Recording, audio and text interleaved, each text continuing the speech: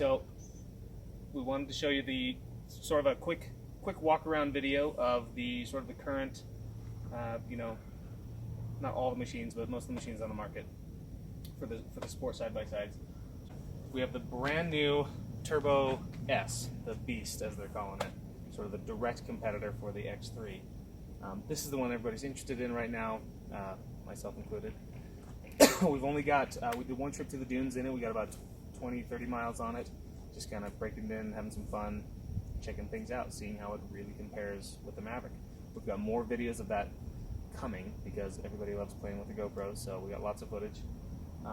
So far, it's pretty awesome. It still definitely feels like a RZR. If you like driving RZRs, which I do, we'll go over some of the things that I personally like and dislike about both machines, but it definitely feels like you're driving a RZR, which for me is a good thing, but with more confidence. The suspension, the dynamic suspension on it is, I was a little skeptical, and again, we've only got like 30 miles on it, but so far, it's pretty cool. We hit some pretty big bumps, and we did some jumping and stuff that, similar stuff that I would have bottomed out in the X3 that we did not. We didn't bottom once in this thing, so I'm pretty stoked about it. You can see it's super wide, which I love. I love the extra stability of the wide machines, so I'm really thrilled about that. And the arms on this thing, the A-arms and the trailing arms, are crazy beefy. Like, they're really strong looking.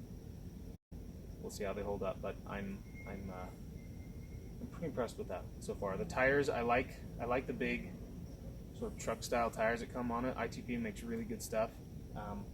We'll go over that stuff some more too. They're maybe a little on the heavy side, but you know, depending on your riding style, that may or may not even be an issue at all. So I think down in Moab, this thing's going to be a monster. So we of course have the 2017 Maverick X3 Xr S, so it's the wide one, the long travel one, 72-inch one. This thing has just been a blast. It's been CanAm did such an amazing job designing this thing, and like just from the ground up, everything about this machine. It really is. It's really cool. It does have some drawbacks. There are a few things about it that are not to my personal style or preference or whatever, but fit and finish on it is awesome. There's always stuff you can strengthen and, you know, make stronger, better, cooler, whatever. These are also running 31s. They are the Moto hammers, so they measure out, if you're measuring straight up and down, which is not how you measure a tire, but if you do, it's more like a 30. And then the more aggressive offset wheel. So again, this is probably about 4 inches wider than stock. I personally love the stance and the look and everything. One other thing with this machine, we'll be doing some more videos of, we maybe even throw a little clip in here in this moment, is we installed a handbrake on it. So just to lock up the rear wheels, to drift around parking lots and have a little more fun with that. So, and it's fun. Yeah, those are the machines. We'll do a quick walk around and kind of show you the visual comparisons. You can kind of see how wide everything is and just what things look like. Do you feel like the Yamaha is sort of the ugly duckling of the bunch?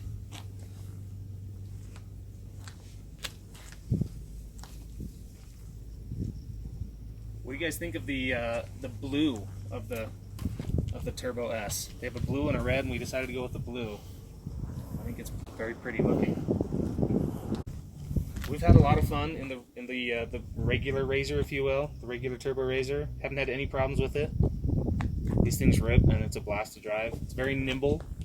The power comes on awesome, and with the overall length of the machine, it is really nimble. Sometimes when you're going really fast, it's more like a little squirrely, but it's fun. It's one of the things that makes it really fun to drive. You just carving and drifting and going over little jumps and stuff. It's really fun to drive, and I think this will share similar characteristics of that nimbleness, that funness to drive, but with the extra width, you'll get more stability, which again I really like. The Maverick,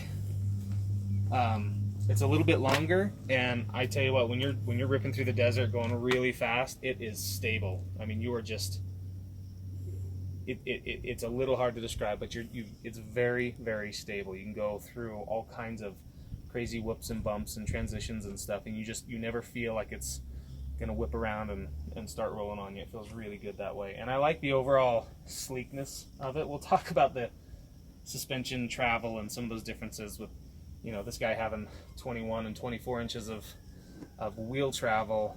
The RZR, the new RZR, having what they're saying is 25 inches of usable travel, but then on the website they're listing it as 18 up front and 21 inches in the rear of wheel travel.